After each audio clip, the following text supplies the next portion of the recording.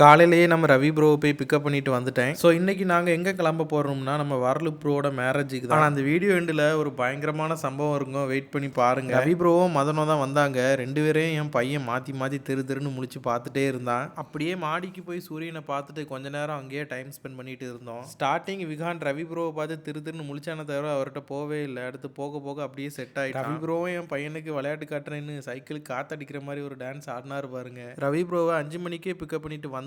ஆனால் சரி வந்த டயர்டில் கொஞ்சம் ரெஸ்ட் எடுக்கட்டும் அப்படின்னு உட்காந்துட்டே இருந்தோம். பார்த்தா ரொம்ப நேரம் ஆயிட்டு. ஊர்ல இருந்து வரப்போ ரொம்ப அவசரமாக கிளம்பி வந்துட்டார் போல. அதனால தான் இங்கே வந்து கிஃப்ட் பேக் பண்ணிட்டு இருந்தாரு. அவ்வளோதான், கிஃப்ட்டை பேக் பண்ணிட்டு எல்லாரும் கார் எடுத்துட்டு கிளம்பிட்டோம். சரி கிளம்பியாச்சு, இனிமேல் ஜாலியாக பேசிட்டே போலான்னு பார்த்தா நீங்களே பாருங்க, ஒருத்தர் மாற்றி ஒருத்தர் நல்லா உறக்கும். என்ன வண்டி ஓட்ட விட்டுட்டு ரெண்டு பேரும் கிடந்து நல்லா உறக்கும். ஆனால் பாவம் தான் நம்ம ரவி ப்ரோ 12 மணி நேரம் டிராவல் பண்ணி கண்ணெல்லாம் சவந்து ரொம்ப டயர்டாக வந்திருந்தாரு. நல்லா தூங்கட்டும் அப்படின்னு நானும் மெலடி சாங்காக போட்டு விட்டேன். அவ்வளோதான், கிட்டத்தட்ட 1.5 மணி நேரம் ஆச்சு வந்து ரீச் ஆயிட்டோம். ஆனா இங்க தாங்க அந்த பெரிய சம்பவமே இருக்கு.